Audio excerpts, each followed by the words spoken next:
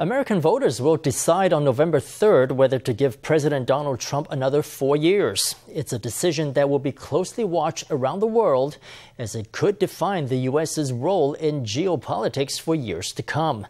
According to a UK-based polling company, all major European countries are rooting for Joe Biden, Trump's Democratic challenger.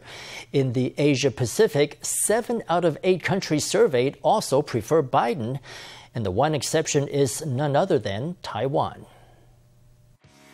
It's less than a week to the US election. According to a UK-based polling company, 42% in Taiwan want a Trump win versus 30% that favor Biden. Over in Hong Kong, support for Biden is at 42%, with Trump 6 percentage points behind. In the Philippines, Biden leads with 47%, almost twice the support for Trump. In Thailand, Australia, Malaysia, Indonesia, and Singapore, more than 60% support Biden. And in all those countries besides Australia, Trump's support stands at just around 10%. In European countries, the preference for Biden is even more pronounced. In Denmark, 80% favor Biden and only 6% Trump. Of all the countries on the list, Taiwan is the only one rooting for Trump.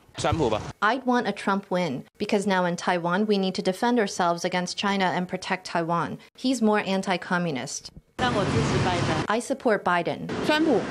Trump. The U.S. is so supportive of us now. If Trump were replaced, do you really think the support would stay the same? Biden has lots of interactions with China. He's got lots of dirty laundry in China. It feels that he could sell us out at any moment. People on the street weighed in. Lawmakers say Taiwan's preference for Trump has to do with the Republican Party's pro-Taiwan bills. The first time ever that the president of Taiwan spoke with a sitting U.S. president on the phone was when Tsai and Trump spoke, wasn't it? Critics like to say that was no big deal, but they shouldn't forget that before, that would have been impossible. Trump has really made a lot of changes. There's been a lot of progress, especially on arms sales to Taiwan and on the president's transits in the U.S. The Trump administration has indeed taken action and not just paid lip service. There's been substantive and real positive action. Taiwan-U.S. relations are as close as they've ever been. For many Taiwanese, that's enough reason to hope for a second Trump term.